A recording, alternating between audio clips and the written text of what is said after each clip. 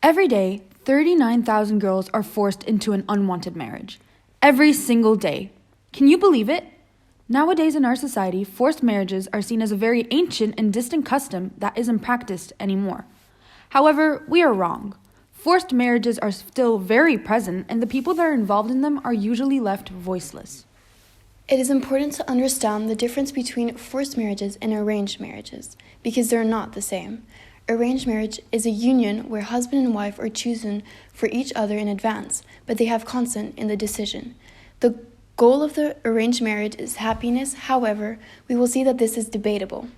In India, it is culturally acceptable and accepted for parents to choose a fitted partner for their child's marriage in order to create a happy union. In this case, the child does have a say in the decision and is able to give their consent or not. A forced marriage, on the other hand, is similar, but there is a key difference: consent. A forced marriage is a union where both spouses' consent is not taken into account, and the two parties are being pressured to marry. Today, forced marriage are happening everywhere and going unseen. Now let's dive into who really is behind forced marriages and why exactly do they happen. Now, one might think that the family of the victim is unaware of the forced marriage, but what most people don't know is that in most of the cases, the parents themselves are the brains behind these decisions. Shocking, don't you think? When you think of parents, you think of caring and supportive people that would never force you into such immoral situations, right? Well, behind these decisions are many different reasons. In many countries, the culture and society believe that marriage is a social act. Marriage is seen as fundamental, almost like a duty, an act that defines your success in achieving this duty. As a result, there is an immense social pressure created on those who aren't married. Take a look at Thailand. Most girls are forced into marriages as a way to keep in tradition and follow social values to honor the family reputation and their commitments. Parents believe that forcing one's child to marry is a normal thing to do. Religion also plays an important role. Some families strongly believe that marrying their children, even without their consent, is a religious rule that must be obeyed in order to comply with their beliefs. Money, money, money. Poverty is one, if not the main reason behind most forced marriages. For poor families, marriage seems like the only escape for their children into a higher standard of living. In Latin America, 1 out of 10 is victim of forced marriage because their families are in extreme poverty and have no choice but to sell their children for marriage to rich older men in return for cash. Others are forced into marriage to assist claims for residence and citizenship. Many illegal immigrants force their children into marriage in order to become legal citizens. This is seen as their only exit from being illegal. Most times, forced marriages occur because there is simply no choice, or it is based off good intentions. Unfortunately, people don't take into account the destructive, lifelong effects it can have on its victims. Could you imagine yourself forced to be with someone you never chose, stuck in a vicious cycle? In most cases, the victims are found younger than 18 years old. They are not only deprived from all their childhood, but they are forced into serious relationships at an age where they do not necessarily have the maturity to undergo the requirements of being in a marriage. The pressure one goes through in these experiences, forced pregnant, and being unable to cope with it at a young age damages the victim both physically and psychologically.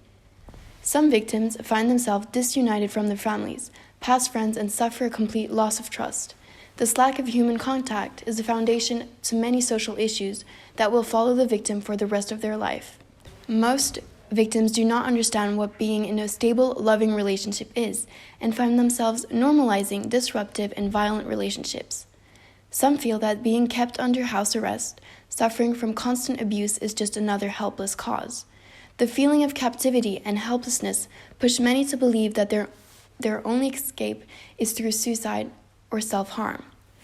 Why don't they leave their situation is one of the most common questions asked. Well, it's not as easy as you think, because most victims disunite themselves from their families. There is no support when asking for help. They are also held back because of economic pressure, social circumstances, and the constant fear that they may find themselves in situations that are even more helpless. Fortunately, some victims are able to escape their toxic marriage, but most of them just find themselves living in constant fear.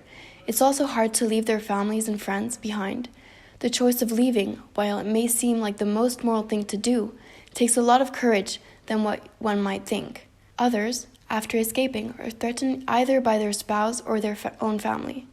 The victims of forced marriage also limited opportunities of further personal, educational development, and most times end up with little career.